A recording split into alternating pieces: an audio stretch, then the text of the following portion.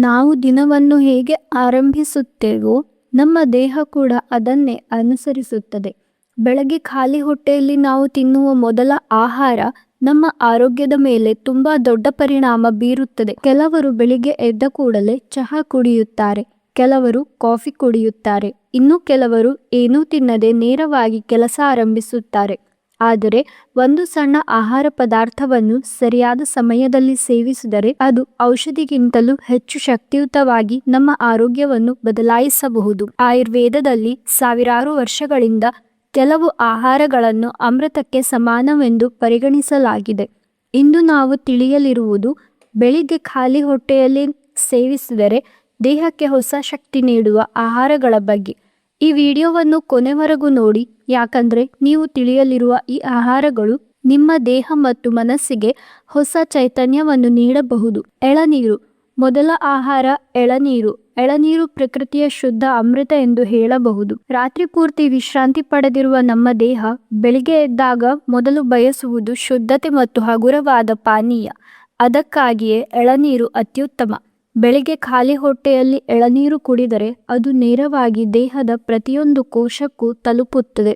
ದೇಹದಲ್ಲಿ ಸಂಗ್ರಹವಾಗಿರುವ ವಿಷಕಾರಿ ಅಂಶಗಳನ್ನು ಹೊರಹಾಕಲು ಸಹಾಯ ಮಾಡುತ್ತದೆ. ಲಿವರ್ ಮತ್ತು ಕಿಡ್ನಿಗಳ ಕಾರ್ಯಕ್ಷಮತೆಯನ್ನು ಹೆಚ್ಚಿಸುತ್ತದೆ. ವಿಶೇಷವಾಗಿ ಬೇಸಿಗೆಯಲ್ಲಿ ದೇಹದ ಉಷ್ಣತೆಯನ್ನು ಸಮತೋಲನವಾಗಿಡುತ್ತದೆ. ಎಳನೀರಿನಲ್ಲಿ ಇರುವ ನೈಸರ್ಗಿಕ ಎಲೆಕ್ಟ್ರೋಲೈಟ್ಸ್ ದೇಹಕ್ಕೆ ತಕ್ಷಣ ಶಕ್ತಿ ನೀಡುತ್ತದೆ. ಜೀರ್ಣಕ್ರಿಯೆ ದುರ್ಬಲವಾಗಿರುವವರು, ಮಲಬದ್ಧತೆ ಇರುವವರು ಅಥವಾ ಆಸಿಡಿಟಿ ಸಮಸ್ಯೆ ಇರುವವರು ಪ್ರತಿದಿನ ಬೆಳಿಗ್ಗೆ ಎಳನೀರು ಕುಡಿದರೆ ಸ್ಪಷ್ಟವಾದ ಬದಲಾವಣೆಗಳನ್ನು ಗಮನಿಸಬಹುದು. ಆಯುರ್ವೇದದ ಪ್ರಕಾರ ಎಳನೀರು ದೇಹದ ಪಿತ್ತದೋಷವನ್ನು ಶಮನಗೊಳಿಸುತ್ತದೆ, ಮನಸ್ಸಿಗೂ ಶಾಂತಿ ನೀಡುತ್ತದೆ. ಆದ್ದರಿಂದ ದಿನದ ಆರಂಭವನ್ನು ಎಳನೀರಿನಿಂದ ಮಾಡಿದರೆ ಅದು ಆರೋಗ್ಯಕರ ಅಭ್ಯಾಸವಾಗುತ್ತದೆ. ನೆನೆಸಿದ ಬಾದಾಮಿ. ಎರಡನೆಯ ಆಹಾರ ನೆನೆಸಿದ ಬಾದಾಮಿ. ಭಾರತೀಯ ಮನೆಗಳಲ್ಲಿ ಹಳೆಯ ಕಾಲದಿಂದಲೇ ಬೆಳಿಗ್ಗೆ ಮಕ್ಕಳಿಗೆ ಬಾದಾಮಿ ತಿನ್ನಿಸುವ ಪದ್ಧತಿ ಇದೆ. ಅದಕ್ಕೆ ಕಾರಣ ಬಾದಾಮಿ ಬುದ್ಧಿ ಮತ್ತು ಶಕ್ತಿಗೆ ಉತ್ತಮ ಪೋಷಕ ಆಹಾರ. ರಾತ್ರಿ ನೀರಿನಲ್ಲಿ ಬಾದಾಮಿಯನ್ನು ನೆನೆಸಿಡಬೇಕು. ಬೆಳಿಗ್ಗೆ ಅದರ ಮೇಲಿನ ಚರ್ಮವನ್ನು ತೆಗೆದು ತಿನ್ನಬೇಕು. ಈ ರೀತಿ ತಿಂದರೆ ಅದರ ಪೋಷಕಾಂಶಗಳು ದೇಹಕ್ಕೆ ಸುಲಭವಾಗಿ ಹೀರಿಕೊಳ್ಳುತ್ತವೆ. ಬಾದಾಮಿಯಲ್ಲಿ ಇರುವ ಆರೋಗ್ಯಕರ ಕೊಬ್ಬು, ವಿಟಮಿನ್ ಇ, ಪ್ರೋಟೀನ್ ಇವು ಸ್ಮರಣ ಶಕ್ತಿಯನ್ನು ಹೆಚ್ಚಿಸುತ್ತದೆ, ಏಕಾಗ್ರತೆಯನ್ನು ಸುಧಾರಿಸುತ್ತದೆ. ವಿದ್ಯಾರ್ಥಿಗಳು, ಮಾನಸಿಕ ಒತ್ತಡದಲ್ಲಿರುವವರು, ಹಿರಿಯರು ಎಲ್ಲರಿಗೂ ಬಾದಾಮಿ ತುಂಬಾ ಉಪಯುಕ್ತ. ಖಾಲಿ ಹೊಟ್ಟೆಯಲ್ಲಿ ಬಾದಾಮಿ ತಿಂದರೆ ಕೆಟ್ಟ ಕೊಲೆಸ್ಟ್ರಾಲ್ ಕಡಿಮೆಯಾಗಲು ಸಹಾಯ ಮಾಡುತ್ತದೆ. ಹೃದಯದ ಆರೋಗ್ಯವು ಉತ್ತಮವಾಗಿರುತ್ತದೆ. ಆಯುರ್ವೇದದ ಪ್ರಕಾರ ಬಾದಾಮಿ ದೇಹಕ್ಕೆ ಸ್ಥಿರ ಶಕ್ತಿಯನ್ನು ನೀಡುತ್ತದೆ. ಪ್ರತಿದಿನ 3-5 ಬಾದಾಮಿ ತಿನ್ನುವುದು ಸಾಕು. ಜೇನುತುಪ್ಪ ಮತ್ತು ಉಗುರು ಬೆಚ್ಚಗಿನ ನೀರು. ಬೆಳಿಗ್ಗೆ ಖಾಲಿ ಹೊಟ್ಟೆಯಲ್ಲಿ ಜೇನುತುಪ್ಪ ಮತ್ತು ಉಗುರು ಬೆಚ್ಚಗಿನ ನೀರನ್ನು ಕುಡಿಯುವ ಪದ್ಧತಿ ಬಹಳ ಹಳೆಯದು. ಆಯುರ್ವೇದದಲ್ಲಿ ಇದನ್ನು ಒಳಗಿನ ಶುದ್ಧೀಕರಣದ ಅಮೃತ ಎಂದು ಹೇಳುತ್ತಾರೆ. ಜೇನುತುಪ್ಪದಲ್ಲಿ ಇರುವ ನೈಸರ್ಗಿಕ ಎನ್ಸೈಮ್ ಜೀರ್ಣಕ್ರಿಯೆಯನ್ನು ಚುರುಕುಗೊಳಿಸುತ್ತದೆ. ಉಗುರು ಬೆಚ್ಚಗಿನ ನೀರು ಹೊಟ್ಟೆಯೊಳಗಿನ ಚಟುವಟಿಕೆಯನ್ನು ಹೆಚ್ಚಿಸುತ್ತದೆ. ಇದು ವಿಶೇಷವಾಗಿ ತೂಕ ಹೆಚ್ಚಳ, ಮಲಬದ್ಧತೆ, ಗ್ಯಾಸ್ಟ್ರಿಕ್ ಸಮಸ್ಯೆ ಇವು ಇರುವವರಿಗೆ ತುಂಬಾ ಉಪಯುಕ್ತ. ಆದರೆ ಇಲ್ಲಿ ಒಂದು ಮುಖ್ಯ ವಿಷಯ ಇದೆ. ನೀರು ತುಂಬಾ ಬಿಸಿ ಇರಬಾರದು, ಉಗುರು ಬೆಚ್ಚಗಿರಬೇಕು. ಯಾಕಂದ್ರೆ ಆಯುರ್ವೇದದ ಪ್ರಕಾರ ಜೇನುತುಪ್ಪವನ್ನು ತುಂಬಾ ಬಿಸಿ ನೀರಿನಲ್ಲಿ ಬಳಸಬಾರದು. ಸರಿಯಾದ ರೀತಿಯಲ್ಲಿ ಕುಡಿದರೆ ರಕ್ತ ಶುದ್ಧವಾಗುತ್ತದೆ, ಮೆಟಬಾಲಿಸಂ ಹೆಚ್ಚುತ್ತದೆ, ದೇಹ ಚೈತನ್ಯಯುತವಾಗಿರುತ್ತದೆ. ಗೋತುಪ್ಪ. ಆಯುರ್ವೇದದಲ್ಲಿ ಗೋತುಪ್ಪವನ್ನು ಅಮೃತಕ್ಕೆ ಸಮಾನವೆಂದು ಹೇಳಲಾಗಿದೆ. ಬೆಳಗ್ಗೆ ಖಾಲಿ ಹೊಟ್ಟೆಯಲ್ಲಿ ಒಂದು ಚಿಕ್ಕ ಚಮಚ ತುಪ್ಪ ಸೇವಿಸಿದರೆ ಅದು ದೇಹದ ಒಳಗಿನ ಅಂತರಾಂತ್ರಗಳನ್ನು ಪೋಷಿಸುತ್ತದೆ. ಇಂದಿನ ಜೀವನ ಶೈಲಿಯಲ್ಲಿ ಬಹಳ ಜನರು ಮಲಬದ್ಧತೆ, ಗ್ಯಾಸ್ಟ್ರಿಕ್, ಹೊಟ್ಟೆ ಉರಿ ಇಂತಹ ಸಮಸ್ಯೆಗಳಿಂದ ಬಳಲುತ್ತಿದ್ದಾರೆ. ತುಪ್ಪ ಅಂತರಾಂತ್ರಗಳ ಒಳಚರ್ಮವನ್ನು ಪೋಷಿಸುತ್ತದೆ, ಜೀರ್ಣಕ್ರಿಯೆಯನ್ನು ಸುಗಮಗೊಳಿಸುತ್ತದೆ. ತುಪ್ಪದಲ್ಲಿರುವ ಉತ್ತಮ ಕೊಬ್ಬು ನರ ವ್ಯವಸ್ಥೆಯನ್ನು ಬಲಪಡಿಸುತ್ತದೆ, ಮೆದುಳಿನ ಕಾರ್ಯಕ್ಷಮತೆಯನ್ನು ಹೆಚ್ಚಿಸುತ್ತದೆ. ಆಯುರ್ವೇದದ ಪ್ರಕಾರ ಗೋತುಪ್ಪ ದೇಹದ ವಾತ ಮತ್ತು ಪಿತ್ತ ದೋಷಗಳನ್ನು ಸಮತೋಲನದಲ್ಲಿಡುತ್ತದೆ. ಪ್ರತಿದಿನ ಸ್ವಲ್ಪ ಪ್ರಮಾಣದಲ್ಲಿ ಸೇರಿಸಿದರೆ ದೇಹ ನಿಧಾನವಾಗಿ ಆರೋಗ್ಯವಾಗುತ್ತದೆ. ನೆನೆಸಿದ ಅಂಜೂರ. ಅಂಜೂರವನ್ನು ಸಾವಿರಾರು ವರ್ಷಗಳಿಂದ ಜೀರ್ಣಕ್ರಿಯೆ ಸುಧಾರಣೆಗೆ ಬಳಸಲಾಗುತ್ತಿದೆ. ರಾತ್ರಿ ನೀರಿನಲ್ಲಿ ಅಂಜೂರವನ್ನು ನೆನೆಸಿಡಬೇಕು. ಬೆಳಿಗ್ಗೆ ಖಾಲಿ ಹೊಟ್ಟೆಯಲ್ಲಿ ಅದನ್ನು ತಿನ್ನಬೇಕು. ಇದು ವಿಶೇಷವಾಗಿ ಮಲಬದ್ಧತೆ ಸಮಸ್ಯೆಗೆ ಅತ್ಯುತ್ತಮ ಪರಿಹಾರ. ಅಂಜೂರದಲ್ಲಿ ಇರುವ ನೈಸರ್ಗಿಕ ಫೈಬರ್ ಮಲವನ್ನು ಮೃದುಗೊಳಿಸುತ್ತದೆ. ಹೊಟ್ಟೆ ಗಟ್ಟಿ, ಹೊಟ್ಟೆ ಉಬ್ಬರ, ಅಸಹನೀಯ ನೋವು ಇವು ಕಡಿಮೆಯಾಗುತ್ತದೆ. ಆಯುರ್ವೇದದ ಪ್ರಕಾರ ಅಂಜೂರ ದೇಹದ ಉಷ್ಣತೆಯನ್ನು ಸಮತೋಲನದಲ್ಲಿಡುತ್ತದೆ. ಮಕ್ಕಳಿಂದ ಹಿಡಿದು ಹಿರಿಯರ ತನಕ ಎಲ್ಲರೂ ಇದನ್ನು ಸೇವಿಸಬಹುದು. ತುಳಸಿ ಎಲೆಗಳು. ತುಳಸಿಯನ್ನು ಭಾರತೀಯ ಸಂಸ್ಕೃತಿಯಲ್ಲಿ ದೈವಿಕ ಸಸ್ಯ ಎಂದು ಪರಿಗಣಿಸಲಾಗುತ್ತದೆ. ಬೆಳಿಗ್ಗೆ ಖಾಲಿ ಹೊಟ್ಟೆಯಲ್ಲಿ 4 ರಿಂದ 5 ತುಳಸಿ ಎಲೆಗಳನ್ನು ತಿನ್ನಬಹುದು. ಇದು ದೇಹದ ರೋಗ ನಿರೋಧಕ ಶಕ್ತಿಯನ್ನು ಹೆಚ್ಚಿಸುತ್ತದೆ. ತುಳಸಿಯಲ್ಲಿ ಇರುವ ನೈಸರ್ಗಿಕ ಔಷಧೀಯ ಗುಣಗಳು ದೇಹವನ್ನು ವೈರಸ್, ಬ್ಯಾಕ್ಟೀರಿಯಾ ಇವುಗಳಿಂದ ರಕ್ಷಿಸುತ್ತದೆ. ಜ್ವರ, ಕೆಮ್ಮು, ಶೀತ, ಉಸಿರಾಟದ ಸಮಸ್ಯೆ ಇವುಗಳಿಂದ ತುಳಸಿ ತುಂಬಾ ಉಪಯುಕ್ತ. ನಿಂಬೆ ನೀರು. ಬೆಳಗ್ಗೆ ಖಾಲಿ ಹೊಟ್ಟೆಯಲ್ಲಿ ನಿಂಬೆ ನೀರು ಕುಡಿಯುವುದರಿಂದ ಒಂದು ಉತ್ತಮ ಆರೋಗ್ಯ ಅಭ್ಯಾಸವಾಗುತ್ತದೆ. ನಿಂಬೆಹಣ್ಣಿನಲ್ಲಿ ಇರುವ ವಿಟಮಿನ್ ಸಿ ದೇಹದ ರೋಗ ನಿರೋಧಕ ಶಕ್ತಿಯನ್ನು ಹೆಚ್ಚಿಸುತ್ತದೆ. ನಿಂಬೆ ನೀರು ಲಿವರ್ ಕಾರ್ಯಕ್ಷಮತೆಯನ್ನು ಉತ್ತೇಜಿಸುತ್ತದೆ.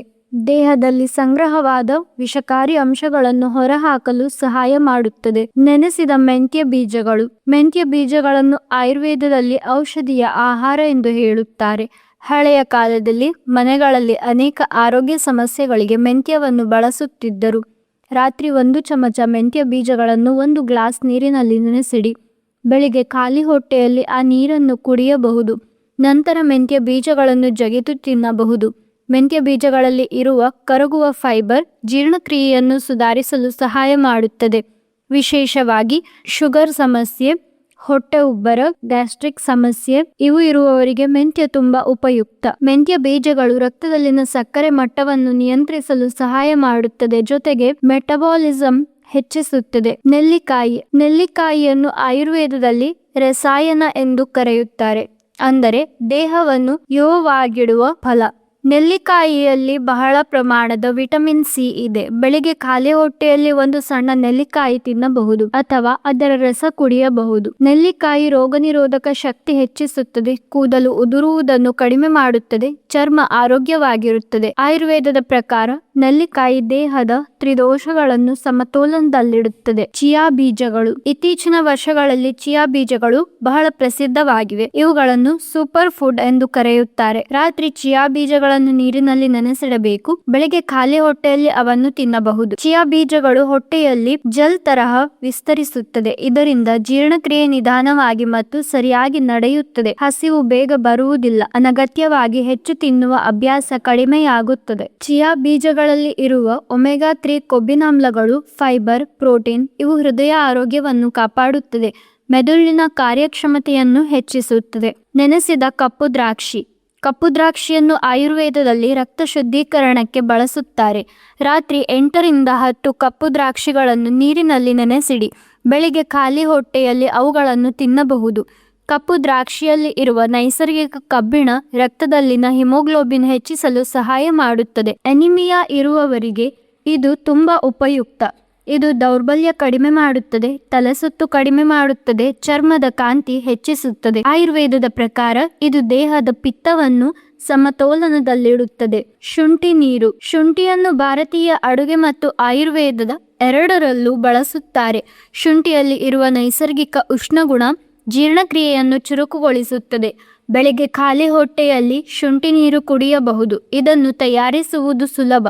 ಸ್ವಲ್ಪ ಶುಂಠಿಯನ್ನು ನೀರಿನಲ್ಲಿ ಕುದಿಸಿ ಸ್ವಲ್ಪ ತಣ್ಣಗಾದ ನಂತರ ಕುಡಿಯಬಹುದು. ಇದು ವಿಶೇಷವಾಗಿ ಗ್ಯಾಸ್ಟ್ರಿಕ್ ಸಮಸ್ಯೆ, ಹೊಟ್ಟೆ ಉಬ್ಬರ, ವಾಕರಿಕೆ ಇವು ಇರುವವರಿಗೆ ತುಂಬಾ ಲಾಭಕಾರಿ. ಬೆಲ್ಲದ ನೀರು. ಹಳೆಯ ಕಾಲದಲ್ಲಿ ಬೆಲ್ಲವನ್ನು ಶಕ್ತಿಯ ಮೂಲ ಎಂದು ಪರಿಗಣಿಸುತ್ತಿದ್ದರು. ಬೆಳಿಗ್ಗೆ ಖಾಲಿ ಹೊಟ್ಟೆಯಲ್ಲಿ ಬೆಲ್ಲದ ನೀರು ಕುಡಿದರೆ ದೇಹಕ್ಕೆ ತಕ್ಷಣ ಶಕ್ತಿ ಸಿಗುತ್ತದೆ.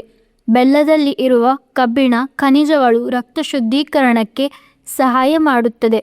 ದೌರ್ಬಲ್ಯ ಇರುವವರಿಗೆ ಬೆಲ್ಲದ ನೀರು ತುಂಬಾ ಉಪಯುಕ್ತ. ಇದು ಜೀರ್ಣಕ್ರಿಯೆಯನ್ನು ಸುಧಾರಿಸುತ್ತದೆ. ಕೇಸರಿ ಹಾಲು.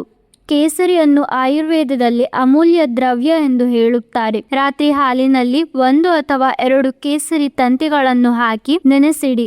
ಬೆಳಿಗ್ಗೆ ಅದನ್ನು ಕುಡಿಯಬಹುದು. ಕೇಸರಿ ಮನಸ್ಸಿನ ಒತ್ತಡ ಕಡಿಮೆ ಮಾಡುತ್ತದೆ, ಆತಂಕ ಕಡಿಮೆ ಮಾಡುತ್ತದೆ, ದೇಹಕ್ಕೆ ಸೌಮ್ಯ ಶಕ್ತಿ ನೀಡುತ್ತದೆ. ಇದು ರಕ್ತ ಸಂಚಾರ ಸುಧಾರಿಸುತ್ತದೆ, ಹಾರ್ಮೋನ್ ಸಮತೋಲನಕ್ಕೆ ಸಹಾಯ ಮಾಡುತ್ತದೆ. ಬಾಳೆಹಣ್ಣು. ಬಾಳೆಹಣ್ಣು ತುಂಬಾ ಸರಳವಾದ ಫಲ.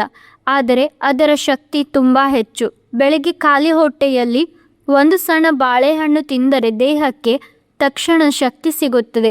ಬಾಳೆಹಣ್ಣಿನಲ್ಲಿ ಇರುವ ಪೊಟ್ಯಾಷಿಯಂ ಸ್ನಾಯುಗಳನ್ನು ಬಲಪಡಿಸುತ್ತದೆ, ನರವ್ಯವಸ್ಥೆಗೆ ಸಹಾಯ ಮಾಡುತ್ತದೆ, ಜೀರ್ಣಕ್ರಿಯೆಯನ್ನು ಸುಧಾರಿಸುತ್ತದೆ, ಹೊಟ್ಟೆಯನ್ನು ಶಾಂತಗೊಳಿಸುತ್ತದೆ.